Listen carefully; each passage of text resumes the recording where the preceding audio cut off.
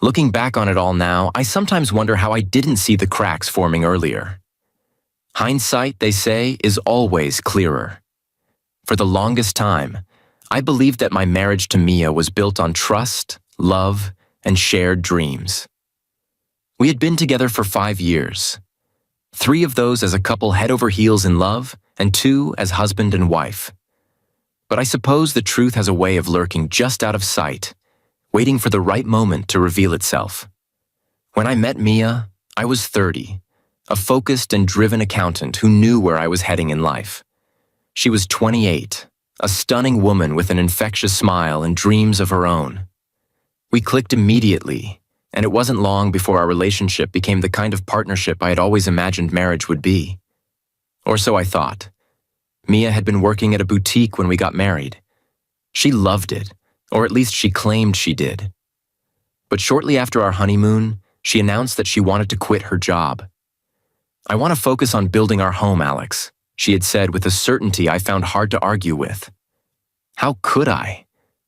I was thrilled at the idea of us creating a life together, and if that meant I had to be the sole breadwinner, I was more than willing to shoulder the responsibility. After all, wasn't that what husbands were supposed to do? For a while, everything seemed fine. Better than fine, even. Mia threw herself into managing our household with the same enthusiasm she had once shown at her boutique job. Our small apartment became a warm, inviting space where I could unwind after long days at work.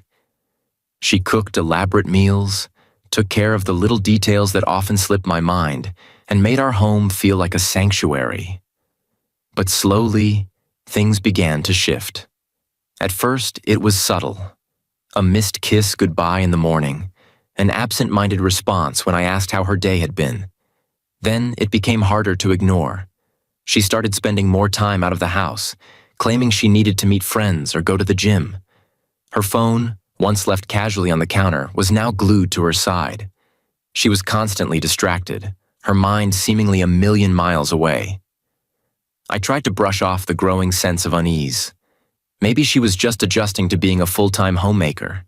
Maybe she needed space to find herself in this new chapter of our lives. I told myself that I was overthinking things, that my trust in her was unshakable. But deep down, I couldn't ignore the creeping suspicion that something wasn't right. There were moments when I caught her staring at me with an expression I couldn't quite place. Part sadness, part resentment. I would ask if everything was okay, and she would plaster on a smile that didn't reach her eyes and say, "Of course, Alex, why wouldn't it be?" Yet the distance between us only grew. It wasn't just physical, it was emotional too. Conversations that once flowed effortlessly now felt forced. Laughter that used to come naturally was replaced by awkward silences. I began to feel like a guest in my own home, walking on eggshells around a woman I barely recognized. Still, I held on to the belief that we could work through it. Marriage wasn't supposed to be easy, right? Everyone had rough patches.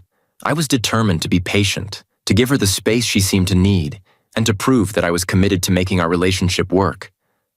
What I didn't realize at the time was that the foundation of our marriage had already begun to crack. And no matter how much effort I put into patching it up, it was only a matter of time before everything came crumbling down. They say the truth always comes out, but I didn't expect it to hit me like a freight train on an ordinary Tuesday evening. It had been one of those long days at work, the kind where the numbers blur together and the clock seems frozen. I was relieved to finally come home, hoping for a warm dinner and maybe a quiet evening with Mia. Little did I know, that night would forever change how I saw her, and us. Mia was unusually quiet when I walked in. She gave me a half-hearted smile, murmured something about being tired, and went to the living room with her phone. I didn't think much of it at first. We'd had many evenings where she seemed lost in thought, distracted by who knows what. But something about her demeanor unsettled me. I couldn't put my finger on it, but I felt that nagging sense again. Something wasn't right. After dinner, Mia fell asleep on the couch, her phone clutched loosely in her hand. It buzzed repeatedly, and curiosity got the better of me. I glanced over, thinking it might be a notification about some gym class or a friend's message. But the words on the screen made my stomach drop. "Can't wait to see you tomorrow, babe. You looked amazing in class today." My heart stopped. My first instinct was disbelief. Surely there was some mistake. But the name at the top of the message, Ryan, sent a chill down my spine. Ryan was her gym trainer, someone she had mentioned in passing, but never with much detail. I wanted to believe it was innocent, that there was some logical explanation. But the sinking feeling in my gut told me otherwise.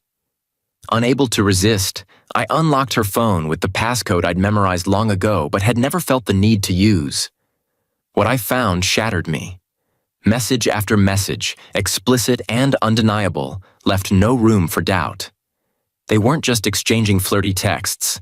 They were planning rendezvous, sharing intimate details, and mocking me in the process. I sat there, phone in hand, my chest tightening as anger, betrayal, and heartbreak collided. The woman I had trusted with my life, the woman I thought I knew, had been living a double life. And the worst part? She hadn't even tried to hide it. When Mia stirred awake, I confronted her immediately.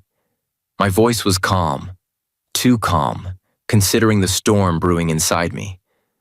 "Mia," I said, holding up her phone. "Care to explain this?"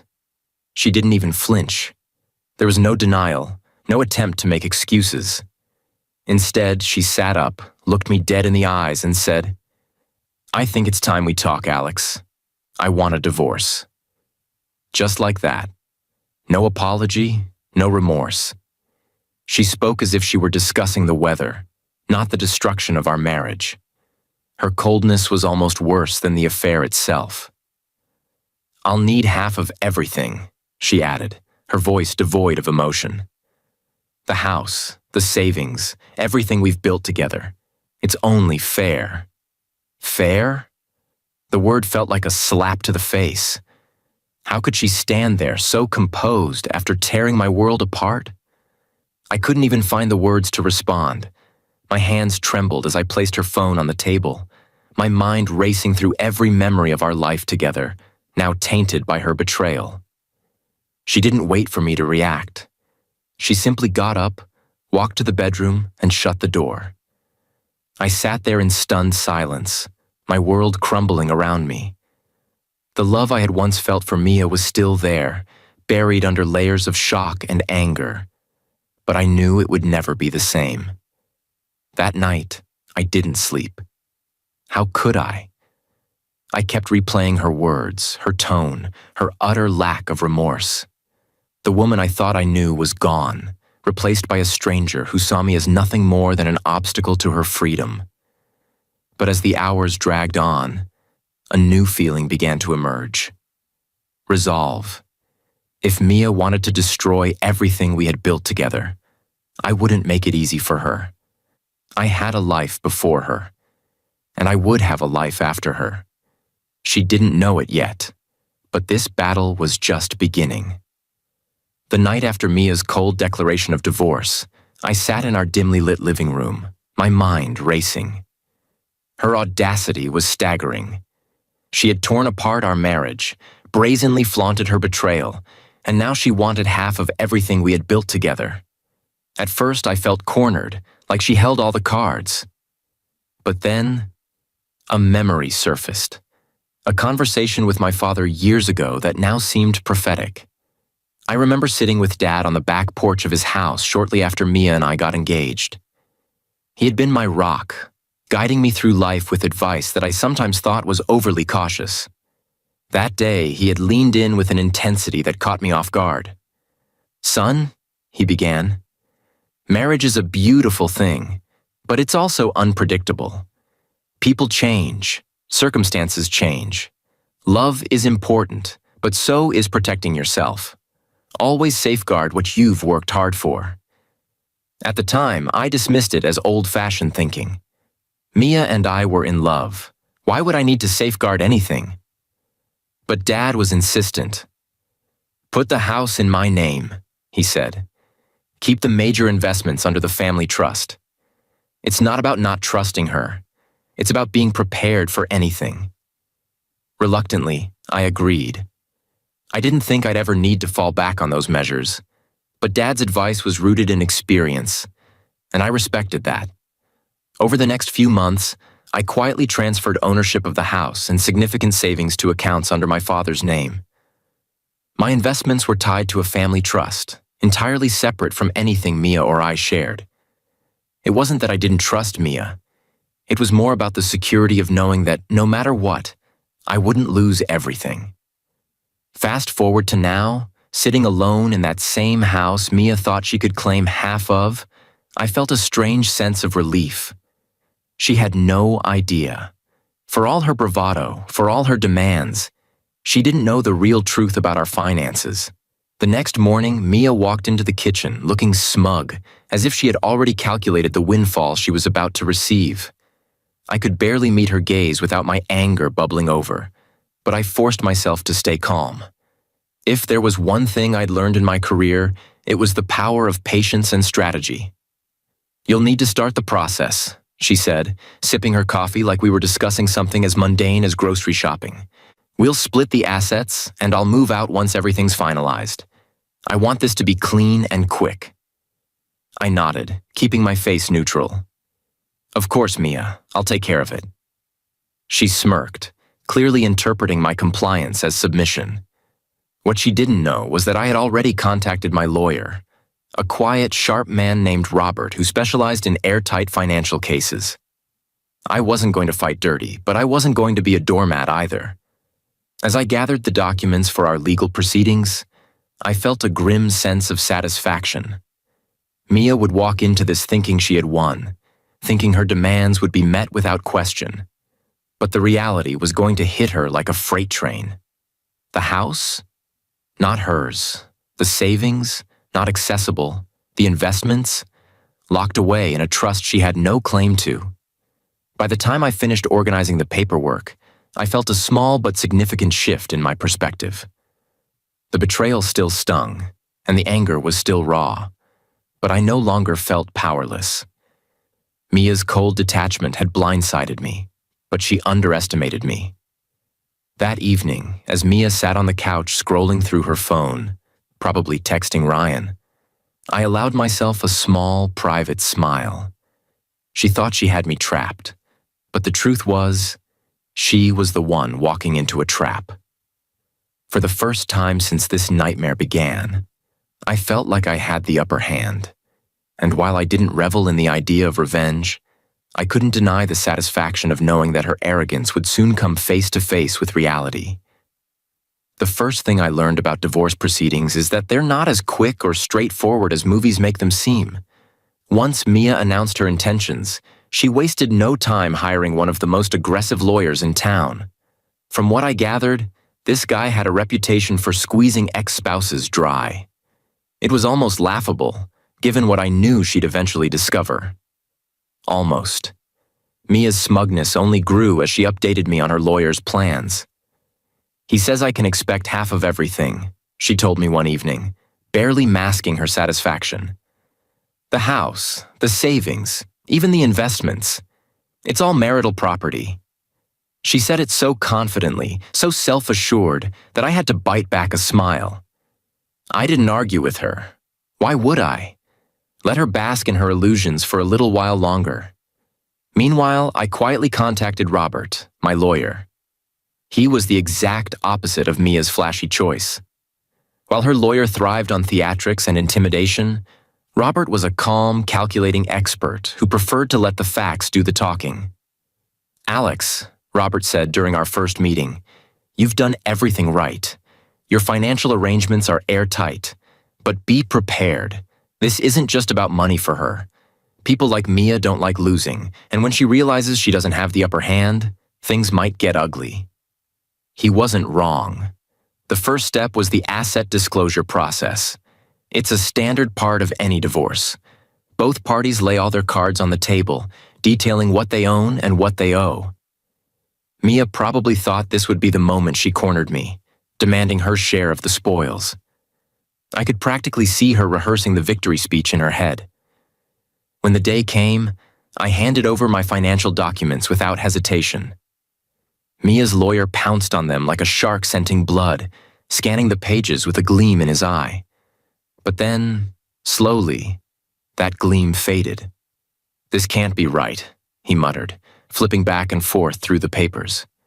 "It's all there," I said calmly, gesturing to the documents. "The assets in my name, as required. The house, legally owned by my father. The investments, tied up in a family trust established long before Mia and I met.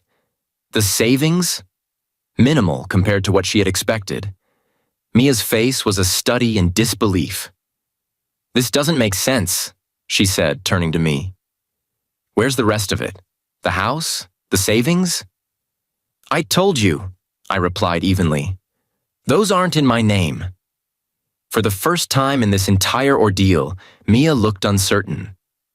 Her lawyer, however, wasn't about to give up. He accused me of hiding assets, of manipulating the system, of being dishonest. But Robert was ready. Calmly and methodically, he laid out the timeline of when and how the arrangements had been made. All perfectly legal, all perfectly above board. Mia's lawyer tried to push back. "Surely, Your Honor," he said during the preliminary hearing, "this is a deliberate attempt to deprive my client of her rightful share." But the judge barely glanced up from the documents.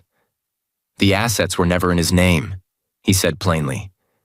"You can't divide what isn't there." That was the first major blow, and it landed hard. Mia's lawyer scrambled to find a new angle, while Mia herself began to fume. She couldn't understand how the narrative had slipped out of her control. Over the following weeks, the battle lines were drawn. Mia demanded further investigations, convinced I had hidden wealth somewhere. She was relentless, digging into every corner of my life with the same energy she had once reserved for her boutique job. But no matter how hard she and her lawyer tried, they found nothing.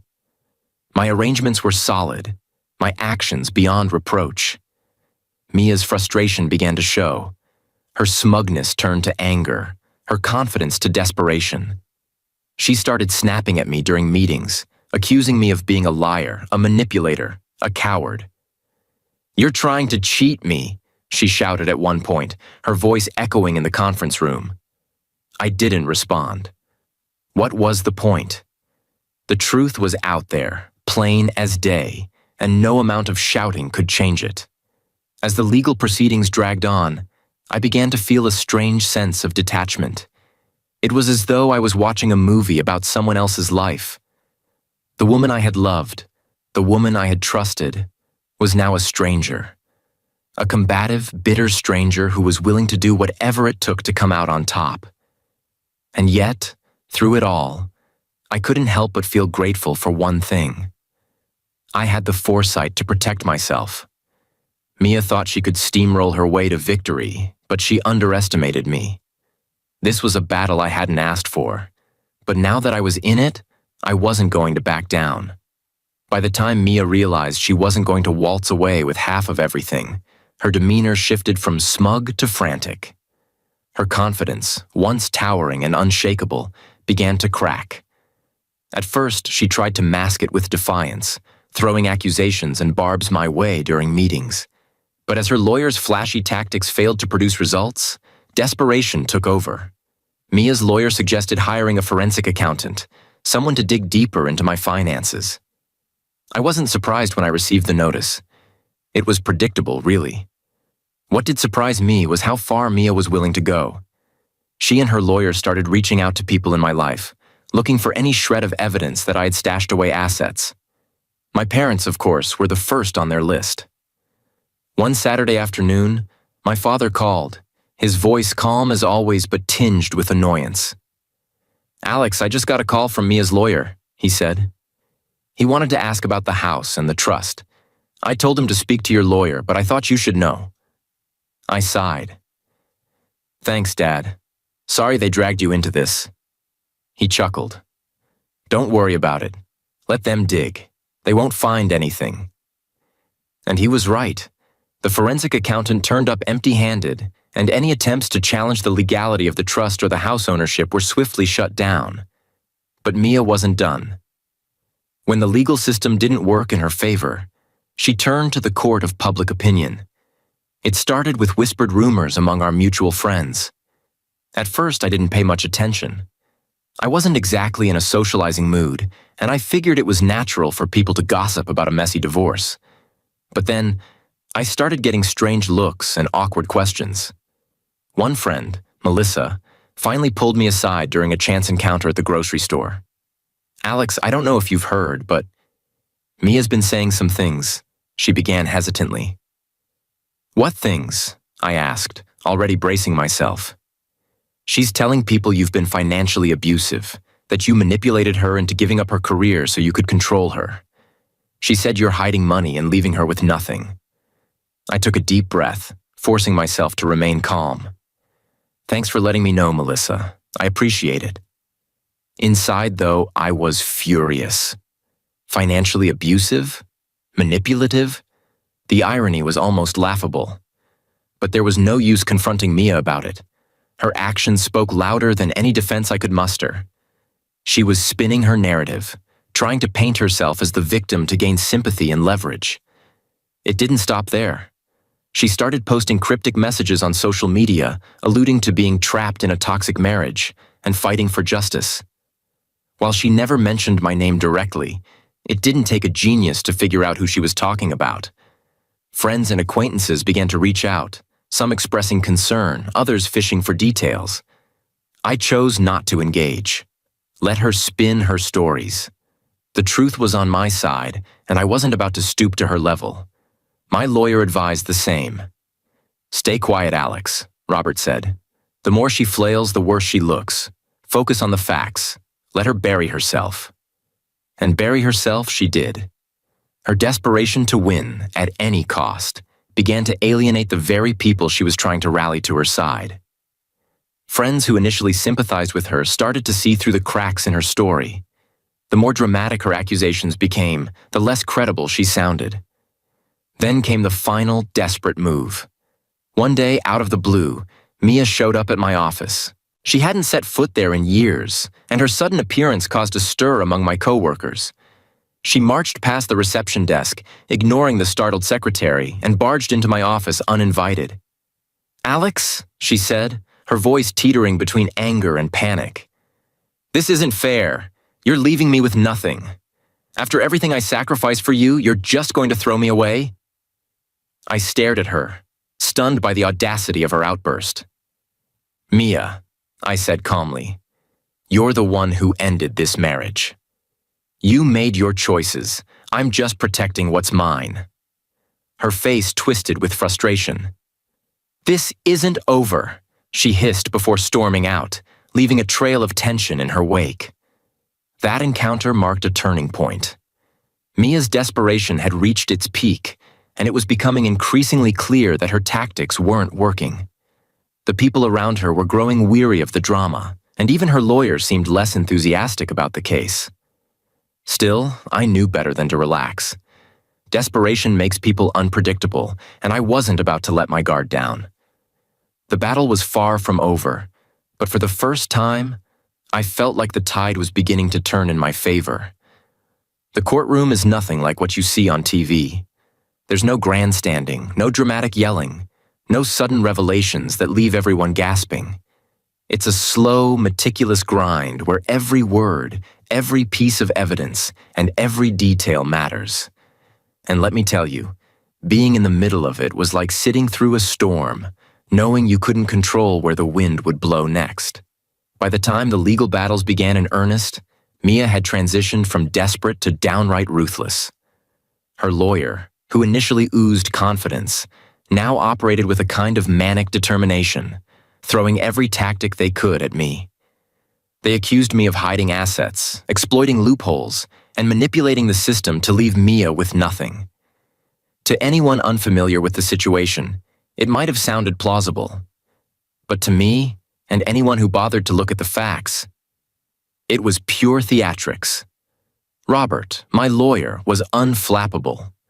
While Mia's lawyer flailed about, presenting wild theories and speculative arguments, Robert remained calm, methodically dismantling each claim.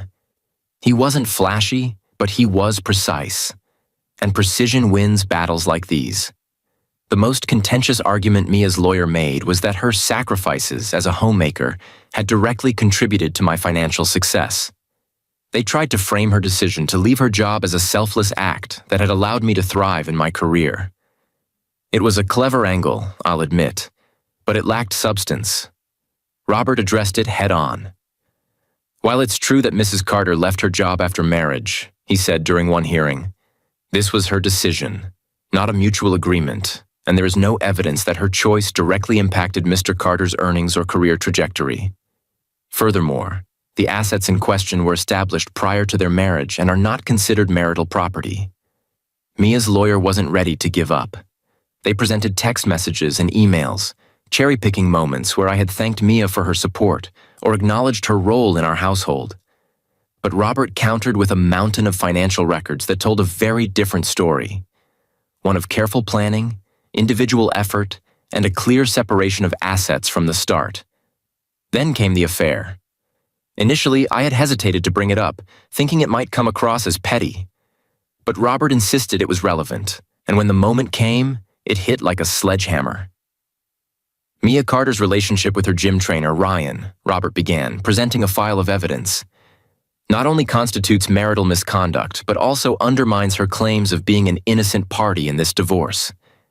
This affair was ongoing for months, during which time she neglected her marital responsibilities. The judge listened intently as Robert laid out the timeline, supported by messages, photos, and even a few witnesses who could corroborate the relationship.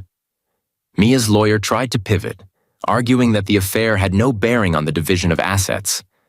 But it was clear that the judge wasn't buying it. I watched as Mia squirmed in her seat, her composure cracking under the weight of the revelations.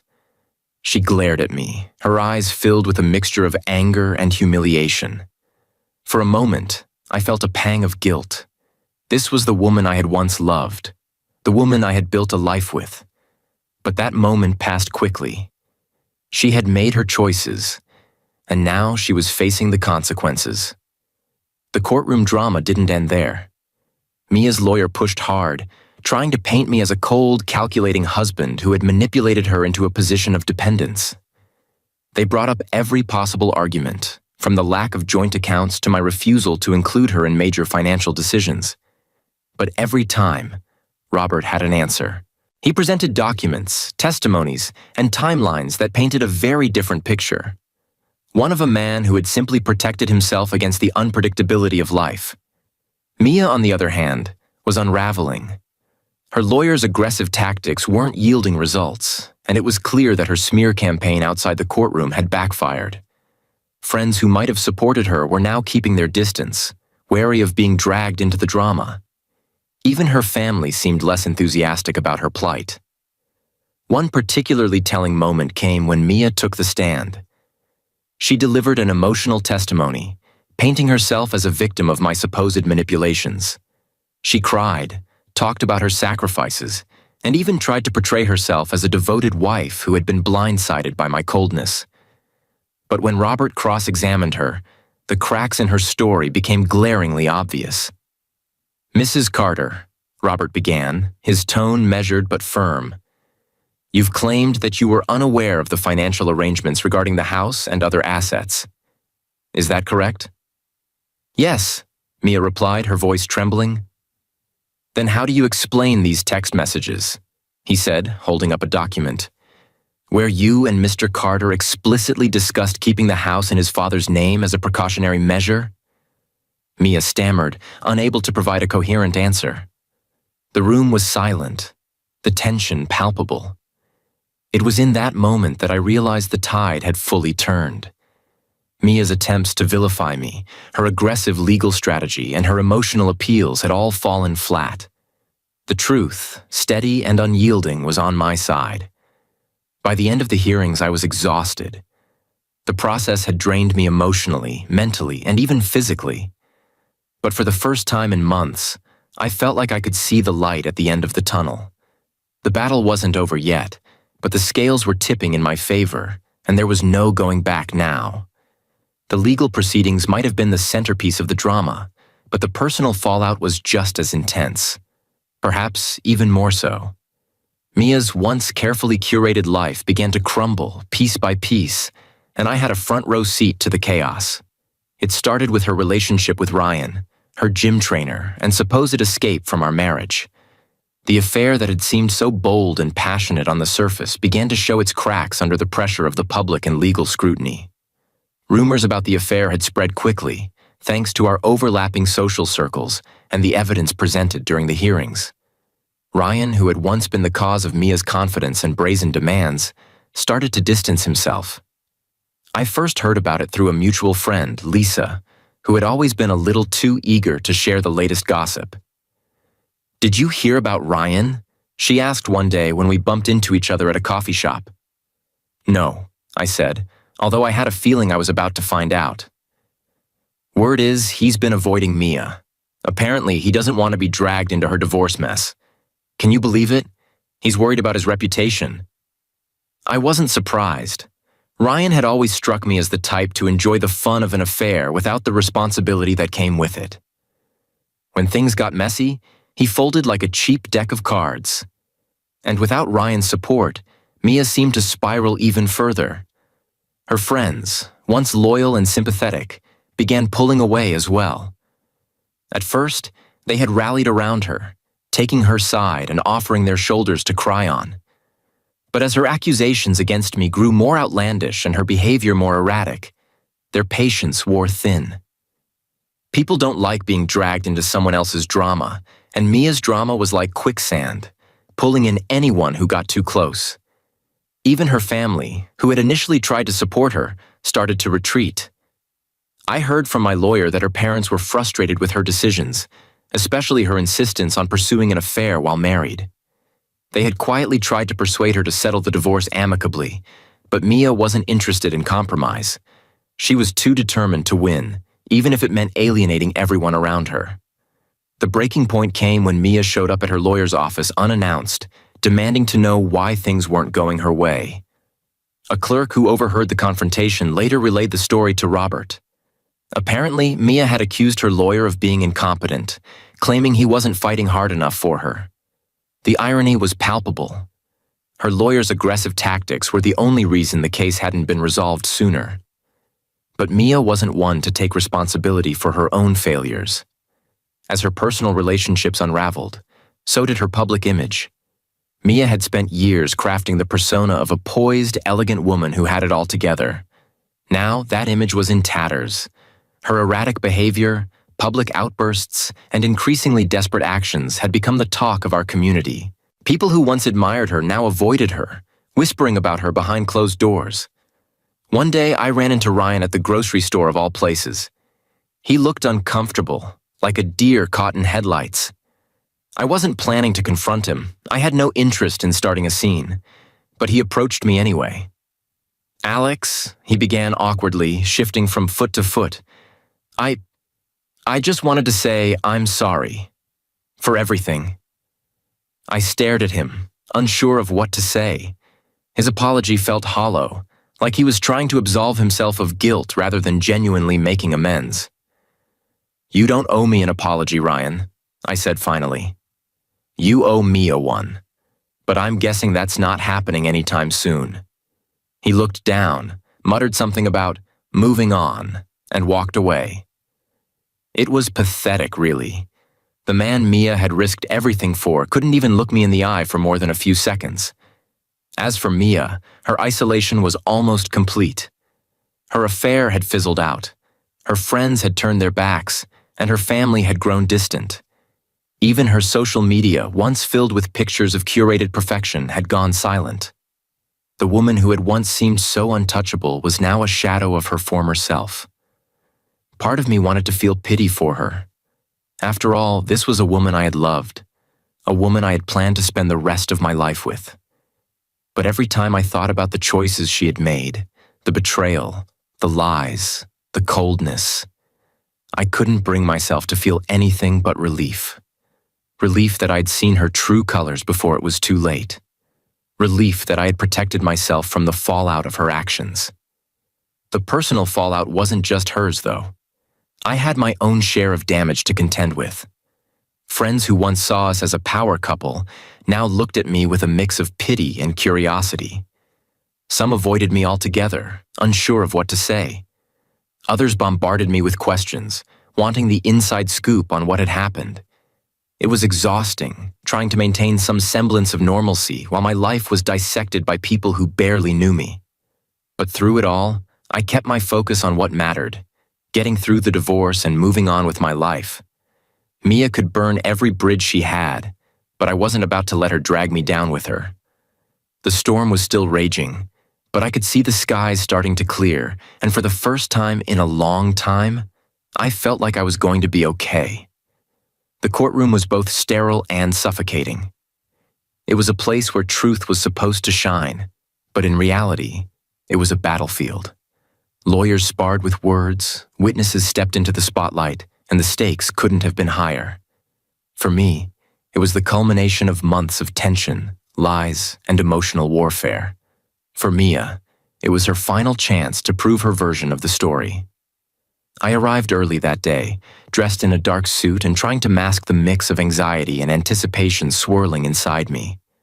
Robert sat beside me, calm and collected, as always. "Stay steady, Alex," he said. "No matter what they throw at us, the facts are on our side." Mia arrived a little later, wearing a sharp outfit that seemed chosen to project confidence and innocence.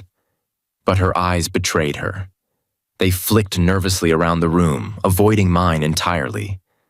Her lawyer, looking equally strained, carried a briefcase overflowing with documents, none of which I knew could undo the truth. The proceedings began with opening statements. Mia's lawyer painted a picture of her as a devoted wife who had sacrificed her career and ambitions to support her husband, only to be betrayed by his financial manipulations. "Mrs. Carter has given her all to this marriage," he declared, his voice echoing through the courtroom. "And now she stands to lose everything because of Mr. Carter's deceitful practices and exploitation of legal loopholes." It was a dramatic start, but I kept my face neutral. Let them have their moment, I thought. It wouldn't last. When Robert stood to give our opening statement, his approach was starkly different. He was calm, methodical, and focused on the facts. "This case is not about sacrifice or emotional appeals," he began. "It's about the law. Mr. Carter has acted within his legal rights at every step, and the claims against him are baseless and unsupported by evidence." Then came the testimonies. Mia took the stand first, and I won't lie. It was difficult to watch. She cried as she recounted the early years of our marriage, claiming she had been blindsided by my financial decisions. "I trusted Alex," she said, her voice trembling. "I never imagined he would set things up this way, leaving me with nothing." Her lawyer pressed her story further, asking leading questions about how she had left her job to focus on our marriage, how she had always believed we were building a life together, and how she now felt abandoned. It was a performance, plain and simple, but it was effective. A few members of the audience looked visibly moved, and even the judge seemed sympathetic, at first. Then it was Robert's turn. He rose from his seat with the same calm precision he had shown throughout the case. "Mrs. Carter," he began, "you've stated that you were unaware of the financial arrangements regarding the house and other assets. Is that correct?" "Yes," Mia replied, her tone defensive. "Then can you explain this email from 3 years ago?" Robert said, holding up a printed document, "where Mr. Carter explicitly informed you that the house was being placed in his father's name as a precautionary measure?" Mia's face flushed. I don't remember that email," she stammered. Robert pressed on, presenting additional evidence.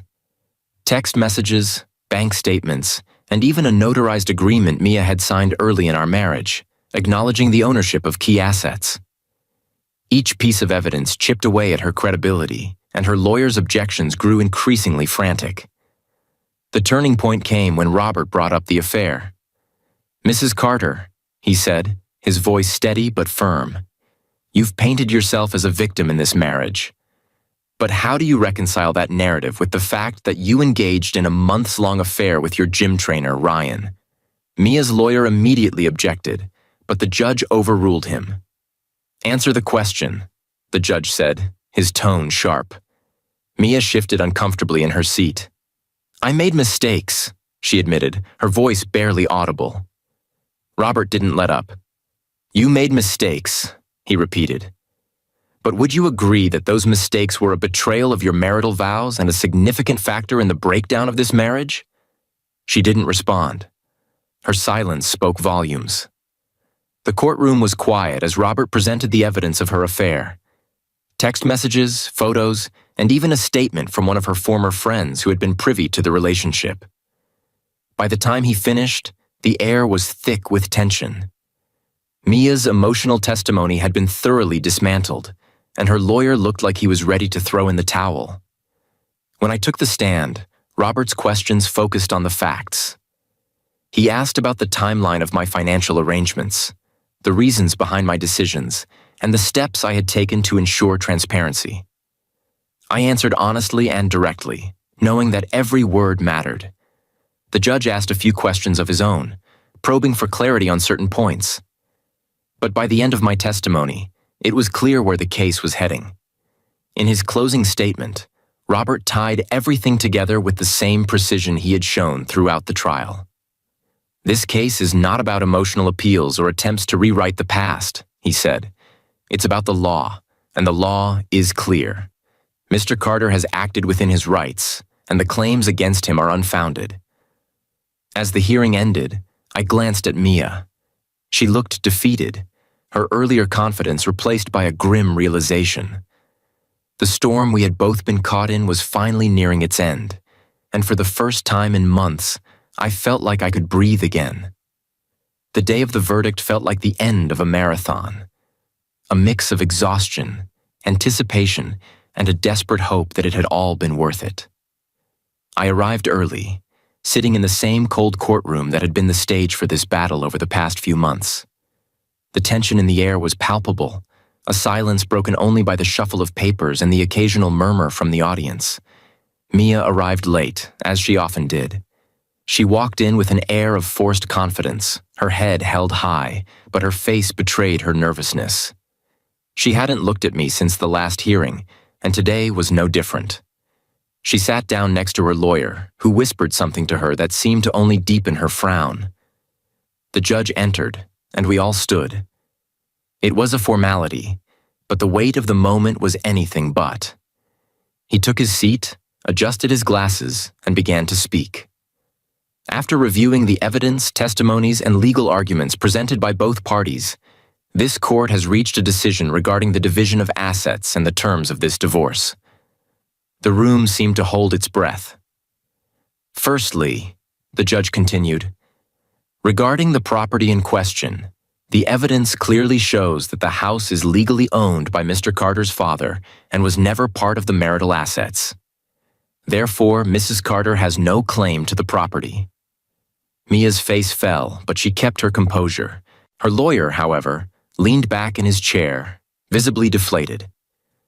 "Secondly," the judge said, turning to the financial accounts and investments, "these assets are part of a family trust established before the marriage. As such, they are exempt from division under marital property laws." The words felt like a victory lap, but I kept my face neutral. This wasn't about gloating. It was about protecting what was rightfully mine. Lastly, the judge addressed the issue of alimony. While Mrs. Carter has claimed that her contributions as a homemaker warrant significant compensation, the evidence does not support these claims. However, the court recognizes her need for financial support during the transition period following this divorce. Mia perked up slightly at this, but her relief was short-lived. Therefore, Mrs. Carter is awarded alimony in the amount of $2,000 per month for a period of 6 months. After this time, she is expected to secure her own means of financial independence. There it was, the final blow. Mia's demands for the house, the savings, and the investments were denied, leaving her with a fraction of what she had expected. The alimony was minimal and temporary, just enough to prevent her from claiming she was left with nothing. As the judge concluded, he looked directly at both of us. Divorce is never an easy process, But it is the court's responsibility to ensure a fair and lawful resolution. I hope both parties can use this as an opportunity to move forward and rebuild their lives." With that, he adjourned the court, and the room erupted into murmurs. I shook Robert's hand, thanking him for his impeccable work. "You did it," I said, my voice steady but filled with relief. "No, Alex," he replied. "We did it. You trusted the process and you stayed the course. That's why we won." Across the room, Mia was visibly shaken. Her lawyer was speaking to her in hushed tones, but she wasn't listening. Instead, she stood abruptly, turned to me, and shouted, "This isn't fair. You cheated me. The system is broken." Her outburst silenced the room. All eyes were on her as she stormed out, slamming the door behind her. For a moment, I felt a pang of something. Pity, maybe, or sadness for what we had lost. But it was fleeting. Mia had made her choices, and now she had to live with the consequences. As I walked out of the courtroom, I felt a weight lift off my shoulders. The battle was over, and I had come out intact. The assets I had worked so hard to protect were safe. And more importantly, I could finally start to put this chapter behind me. Outside the courthouse, I paused to take a deep breath, the crisp air filling my lungs. The chaos, the lies, the legal warfare. It was all behind me now. The road ahead wasn't going to be easy, but for the first time in months, I felt like I could move forward without the shadow of Mia looming over me. I called my father on the way home to let him know the outcome. "Good job, son," he said. "I knew you'd pull through." "Thanks, Dad," I replied, my voice lighter than it had been in a long time. "I couldn't have done it without your advice." He laughed. "Well, now you know why I was so insistent. Always protect yourself, Alex. It's the best thing you can do." As I hung up, I thought about his words and the journey that had brought me to this point. The verdict wasn't just a legal victory. It was a turning point, a chance to rebuild my life on my own terms. And for that, I was deeply, profoundly grateful.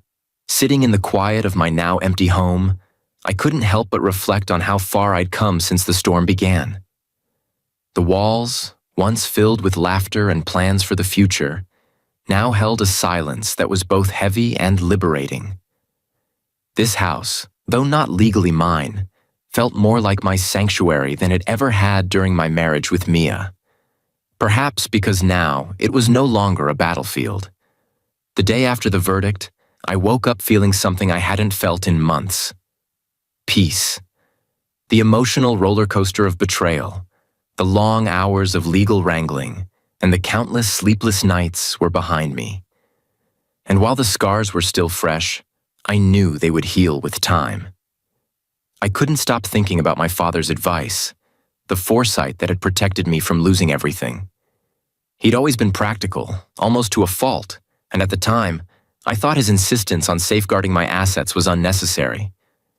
But now, I saw it for what it was, wisdom born from experience. I called him that morning, not just to thank him, but to share my thoughts. "Dad," I said, my voice steady but thoughtful, "you saved me, you know that? If I hadn't listened to you back then, I don't even want to think about where I'd be right now." He chuckled on the other end of the line. "Son, I didn't save you.